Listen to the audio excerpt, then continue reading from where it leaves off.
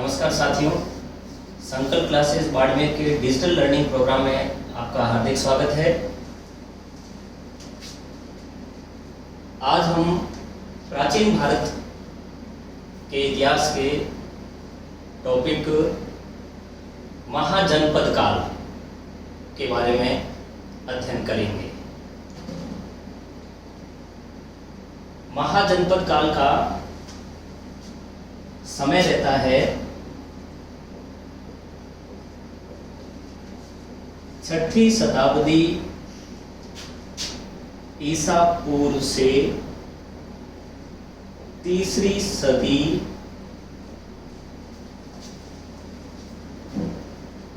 ईसा पूर्व।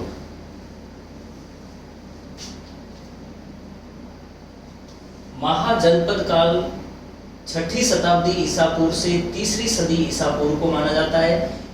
इस समय भारत के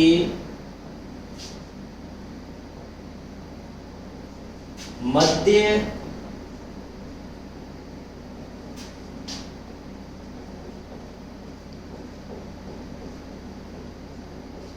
गंगा घाटी के क्षेत्र में इन महाजनपदों का विकास होता है। महाजनपद हम कह सकते हैं कि बड़े राज्य। इससे पूर्व का जो समय, ऋग्वेदिक काल का जो समय था, उस समय हम राज्य के बारे में पढ़ते हैं कि राज्य की सबसे छोटी इकाई होती है कुल। कुल मिलकर ग्राम बनते थे, ग्राम मिलकर विश्व बनते थे, विश्व मिलकर जन बने, और उसके बाद में जन से जो बड़ी इकाई होती है वह कहलाही महाजनपद।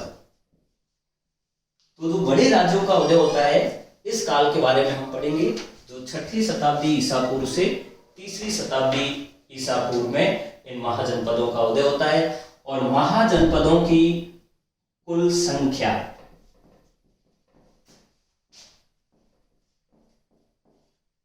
16 थे। महाजनपद है वह कुल 16 थे, और इन 16 महाजनपदों का जो हम है वो एक एक करके पढ़ेंगे। इन महाजनपदों का जो उल्लेख मिलता है वह 2 ग्रंथों में है, वो मिलता है। एक है बौद्ध ग्रंथ, बौद्ध ग्रंथ अंगुत्तर निकाय,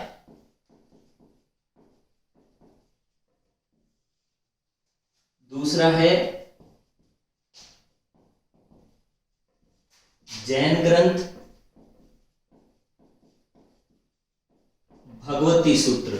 इन 16 महाजनपदों का उल्लेख इन 2 साहित्यों में मिलता है। एक बौद्ध ग्रंथ का साहित्य है अंगुत्तर निकाय, दूसरा जैन ग्रंथ है भगवती सूत्र। अंगुत्तर निकाय के रचनाकार होते हैं आनंद, बौद्ध विद्वान होते हैं आनंद, और भगवती सूत्र के रचयिता होते हैं सुधर्मन। तो इन बौद्ध ग्रंथ और जैन ग्रंथ यानी अंगुत्तर निकाय और भगवती सूत्र में इन 16 महाजनपदों का उल्लेख मिलता है। और यह जो महाजनपद काल है, इस काल को भारत का दूसरा नगरीकरण कहा जाता है। महाजनपद काल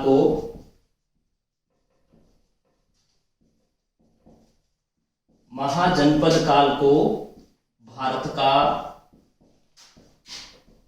द्वितीय नगरीकरण कहा जाता है। द्वितीय नगरीकरण। अब नगरीकरण का अर्थ है कि इस समय नगरों का विकास होता है। दूसरी बार जो नगरों का विकास होता है वह इस महाजनपद काल में होता है। इस कारण इसे भारत का द्वितीय नगरीकरण कहा जाता है। तो प्रथम नगरीकरण यानी इससे पहले का जो सिंधु घाटी सभ्यता का काल है, भारत में सबसे प्राचीनतम नगरों का जो उल्लेख मिलता है वह सिंधु घाटी सभ्यता के समय मिलता है। तो सिंधु सभ्यता को भारत का प्रथम नगरीकरण कहा जाता है।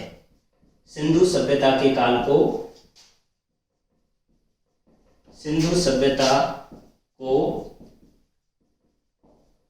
भारत का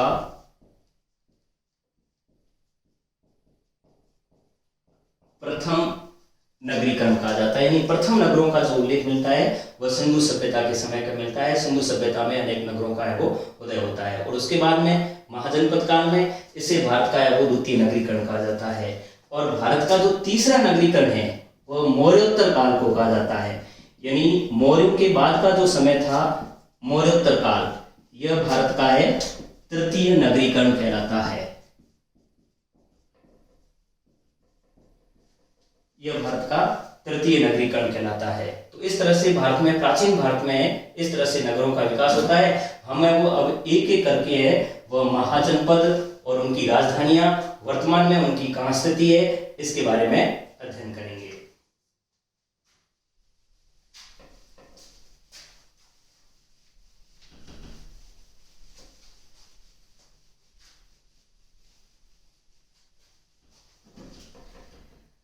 अब ये जो 16 महाजनपद है, इन महाजनपद ये जो विस्तृत थे, इन 16 महाजनपदों का विस्तार में से अधिकतर, यानी इन 16 में से 10 जो महाजनपद है, 10 महाजनपद है, ये गंगा घाटी के मैदान में होते हैं। गंगा घाटी के मैदान में, यानी वर्तमान में बिहार और यूपी का जो क्षेत्र है, इस क्षेत्र में यह अधिकतर महाजनपद होते हैं। विशेषकर 16 महाजनपद है इस गंगा घाटी के मैदान में यह व्यवस्थित होते हैं, और अन्य जो है यह भारत के अन्य भागों में है वो विस्तृत होते हैं। अब इन 16 महाजनपदों में 14 जो महाजनपद है, 14 जो महाजनपद है, इन महाजनपदों में राजतंत्रात्मक शासन प्रणाली प्रचलित थी। राजतंत्रात्मक शासन प्रणाली थी, यानी वहां पर राजा का शासन होता था और यह वंशानुगत होता था। और 2 जो महाजनपद है,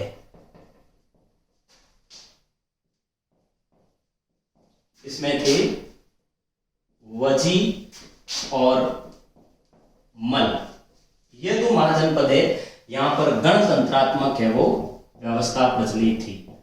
गणतंत्रात्मक व्यवस्था प्रचलित थी, यानी यहां पर जो इनका मुखिया होता था वह एक विशेष प्रणाली के द्वारा है वो निर्वाचित होता था। तो इन 2 महाजनपदों में वजी और मल यह गणतंत्रात्मक व्यवस्था थी। अब इन महाजनपदों में सबसे जो प्राचीनतम महाजनपद था वह था मगध, और एक महाजनपद था अंग। इन दोनों महाजनपदों का प्राचीनतम जो उल्लेख मिलता है वह अथर्ववेद में मिलता है। अथर्ववेद में, यानी अभी हम 16 जो महाजनपद पढ़ेंगे उनमें मगध और अंग 2 ऐसे महाजनपद है जिनका जो प्राचीनतम जो उल्लेख मिलता है वह अथर्ववेद में वो मिलता है। और इन महाजनपदों का जो विस्तार क्षेत्र था, गंगा घाटी का मैदान या अन्य क्षेत्र में, भारत के जो क्षेत्र में विस्तृत थे, उनका उत्तर दक्षिण पूर्व पश्चिम विस्तार है वो किस तरह से था, यानी कौन सा महाजनपद है वह सबसे उत्तर में था, कौन सा दक्षिण में, कौन सा पूर्व में और कौन सा पश्चिम में। सबसे उत्तर में जो महाजनपद, यानी 16 महाजनपदों में सबसे उत्तर का जो महाजनपद था वह था कंबोज। कंबोजिया वर्तमान अफगानिस्तान के क्षेत्र में स्थित था और यहां की राजधानी थी हटक। सबसे दक्षिण का महाजनपद था अस्मक। दक्षिण में स्थित जो महाजनपद था वह था अस्मक, और अस्मक की राजधानी थी पोटन। और यह दक्षिण में स्थित एकमात्र महाजनपद होता है जो दक्षिण में होता है, और यह गोदावरी नदी के तट पर स्थित था। गोदावरी नदी के तट पर यह स्थित था। और सबसे पूर्व का जो महाजनपद था वह था अंग, वर्तमान के बिहार वाला क्षेत्र, और अंग की जो राजधानी थी यह थी चंपा। और सबसे पश्चिम का जो महाजनपद था वह था अवंती, वर्तमान मध्य प्रदेश का क्षेत्र। इसकी 2 राजधानियां थी, एक थी उज्जैनी और एक थी महिष्मति। तो इस तरह से इन 16 महाजनपद है, यह इस क्षेत्र में है वो विस्तृत थे। इन 16 में सबसे उत्तर का जो महाजनपद था वह कम्बोज, वर्तमान अफगानिस्तान के क्षेत्र में, जिसकी राजधानी हाटक, दक्षिण में अस्मक, जिसकी राजधानी कोटन, ये गोदावरी नदी के तट पर था। पूर्व में अंग, वर्तमान में बिहार क्षेत्र में, इसकी राजधानी थी चंपा। और सबसे पश्चिम का जो क्षेत्र था, महाजनपद था, वह अवंती, उसकी राजधानियां हैं वो 2 थी, एक उज्जैनी और एक महिष्मति। तो इस तरह से है इन क्षेत्रों में वो महाजनपद है वो विस्तृत थे। अब इन 16 महाजनपद कौन कौन से हैं, इनकी क्या राजधानियां हैं और वर्तमान में यह कौन कौन से क्षेत्र में है वो विस्तृत थे, इसके बारे में देखते हैं।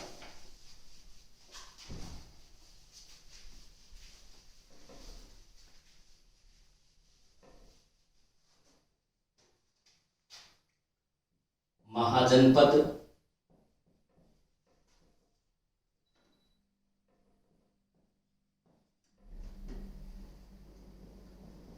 का नाम,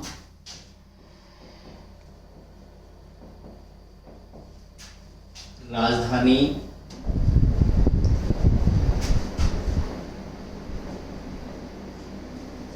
वर्तमान क्षेत्र। अब एक एक करके हमें वो सभी महाजनपदों के बारे में देखेंगे।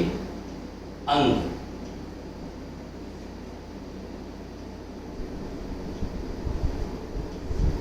मगध, काशी,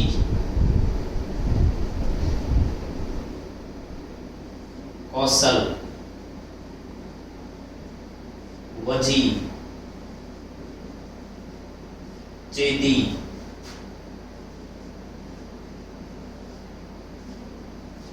मल। अंग की राजधानी चंपा और यह वर्तमान में बिहार क्षेत्र में स्थित था। और इन 16 महाजनपदों में सबसे जो पूर्वी महाजनपद था वह था अंग।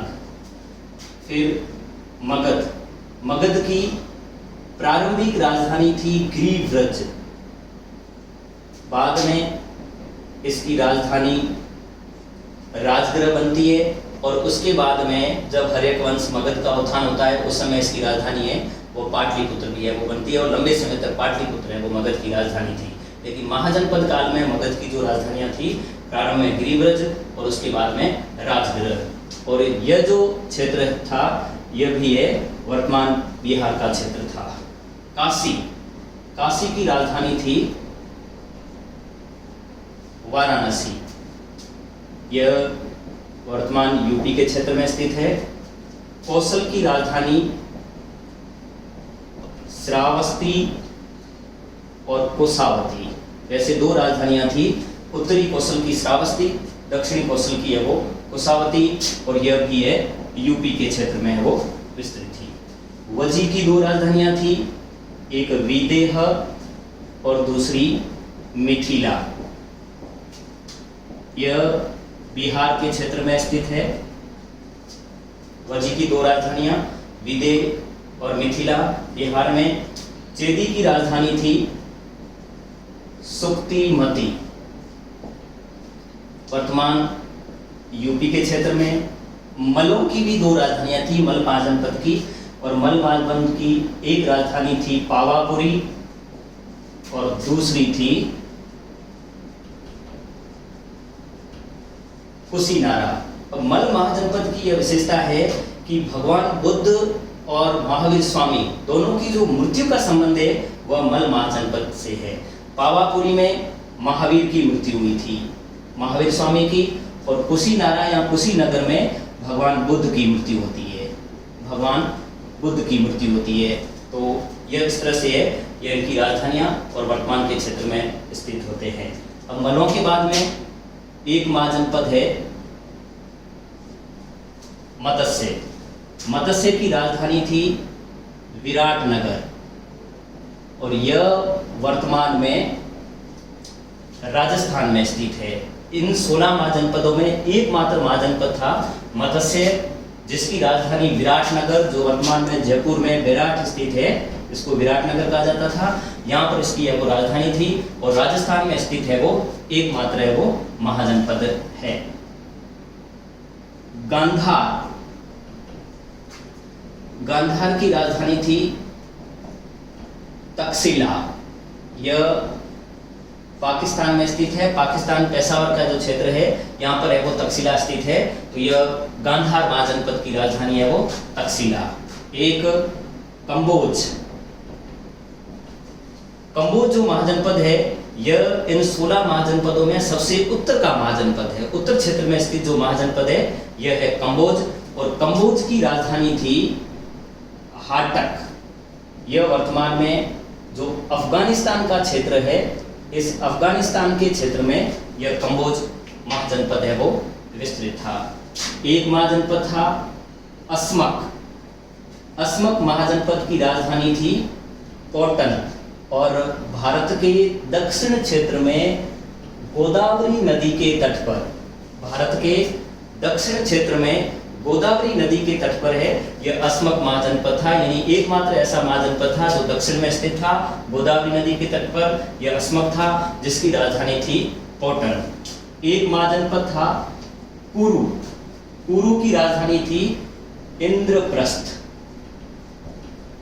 कुरु की राजधानी इंद्रप्रस्थ थी। यह वर्तमान में हरियाणा और यूपी के क्षेत्र में है वो स्थित है कुरु, जिसकी राजधानी थी इंद्रप्रस्थ। एक महाजनपद था सूरसेन।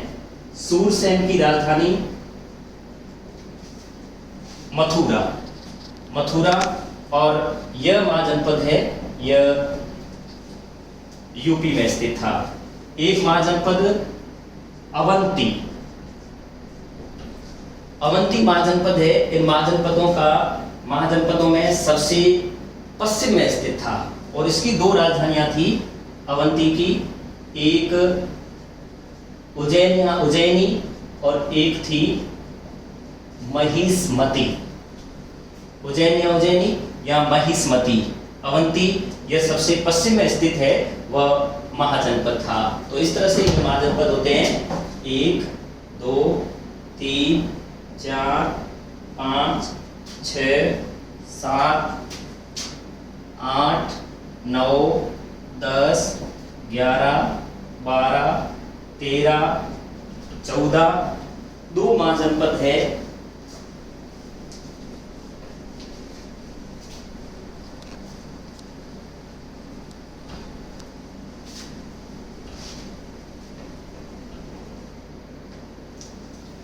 एक है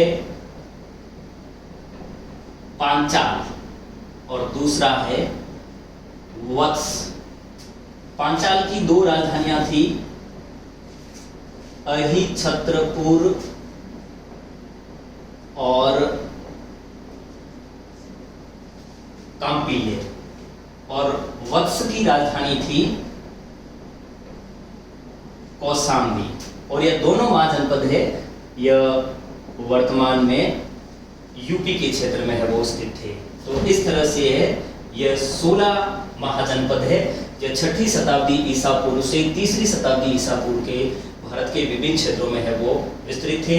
वैसे महाजनपद काल से है यह कई बार है वो सवाल आते हैं और सीधे से सवाल पूछे जाते हैं और वर्तमान में उनकी स्थिति या उनकी राजधानी का, और विशेषकर छोटे एग्जामों में यह सवाल है वो कई बार पूछा गया है। मत्स्य महाजनपद जो एकमात्र महाजनपद था जो राजस्थान में स्थित था, और इन महाजनपदों का उल्लेख जैन ग्रंथ और बौद्ध ग्रंथ जो अंगुत्तर निकाय और भगवती सूत्र में मिलता है उनसे भी है वो सवाल पूछे जाते हैं। तो आज इतना ही, शीघ्र ही नया वीडियो लेकर हाजिर होंगे। तब तक के लिए नमस्कार।